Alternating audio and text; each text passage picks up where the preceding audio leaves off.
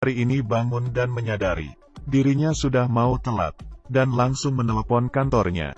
Tapi tak disangka, tidak ada orang yang mengangkatnya. Di saat dia keluar rumah menyadari, sepanjang jalan kosong, tidak ada seorang pun.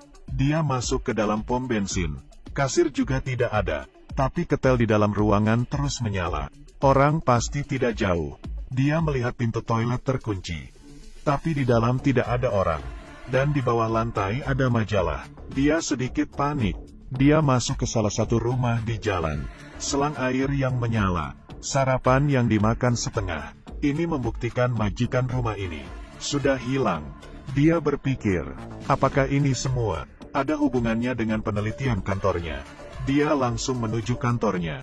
Di perjalanan, supir di sepanjang jalan menghilang, dan mobil yang hilang kendali. Sampai di kantor, dia langsung mengumumkan ke seluruh dunia. Penelitian kota lain menghubunginya, tapi yang didapatkan malah tidak ada respon. Dia baru menyadari, dirinya sangat mungkin adalah orang terakhir di bumi.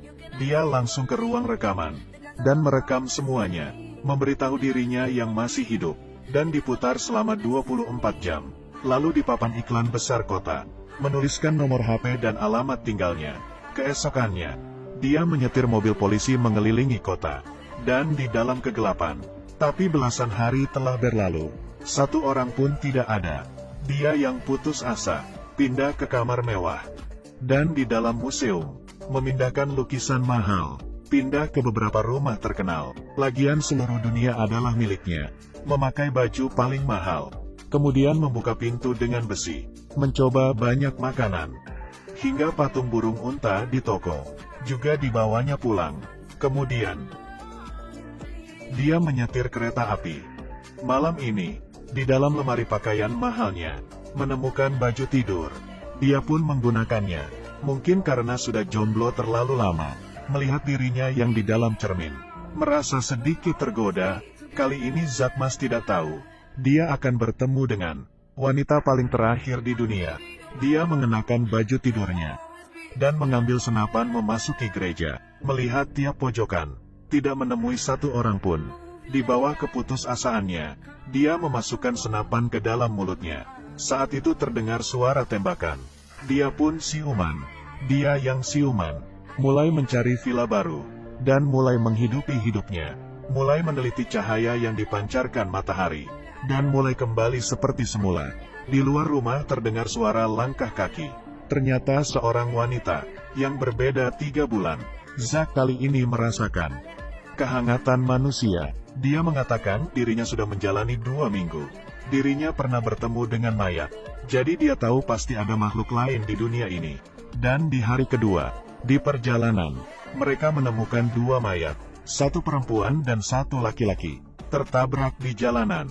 Keduanya memutuskan untuk mencari. Zak datang ke sekolah. Matahari kali ini mulai bergerak lagi. Keduanya merasakan pusing. Zak langsung mencari Joanna untuk bekerja sama. Tiba-tiba ada sebuah truk yang menerjang. Untungnya dia bisa menghindarinya dan segera mengambil senapan. Tapi lawannya lebih duluan. Dan di saat itu, dari dalam keluar suara Joanna. Pria itu membawa Zak menemui Joanna. Mungkin karena sudah lama tidak bertemu dengan perempuan, pria itu langsung melepaskan senapannya. 3 orang ini adalah yang tersisa di dunia. Mereka berpelukan. Pria ini bernama Api. Dia terbangun berada di atas air. Joanna yang mendengar itu pun kaget, karena dirinya saat itu sedang mengeringkan rambut.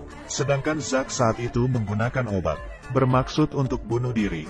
Kelihatannya, mereka semua sedang ingin bunuh diri, dan berhasil keluar dari hal ini. Tapi tidak lama kemudian, Api yang ikut bergabung memberikan Zak beban, karena dia lebih ganteng daripada dirinya. Ditambah lagi badannya yang kekar. Dengan cepat, Joanna dan Api tercipta hubungan tertarik. Sedangkan Zak menemukan matahari terjadi pergerakan lagi. Tiba-tiba bumi kehilangan gravitasi. Tadi mereka yang bersama, sekarang berada di ruangan yang berbeda. Beberapa detik kemudian, semuanya kembali seperti semula. Zak mengatakan, ternyata rahasia pemerintah di dunia adalah menyebarkan sejumlah besar jaringan listrik, upaya untuk dapat mengisi daya pesawat dalam penerbangan, sehingga memengaruhi pergerakan pada matahari, sehingga terciptalah hal ini. Dan beberapa saat ini, Pergerakan matahari mulai parah. Kemungkinan akan terjadi sekali lagi hal seperti ini. Saat itu api memberikan saran untuk meledakkan jaringan listrik tersebut.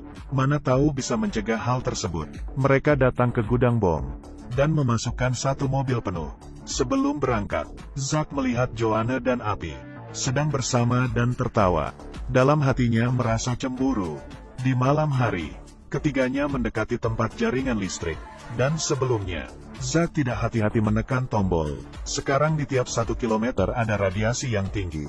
Zack mengatakan, dirinya dulu membuat perangkat kendali jarak jauh nirkabel. Mungkin bisa mengantar mobil itu masuk ke dalam. Sebelum dia menginjak gas pergi, Api memanfaatkan kesempatan. Berhasil merebut hati Joanna. Saat itu mobil berisi bom sudah masuk ke tempat jaringan listrik. Ternyata Zack dari awal sudah memutuskan untuk mengorbankan dirinya.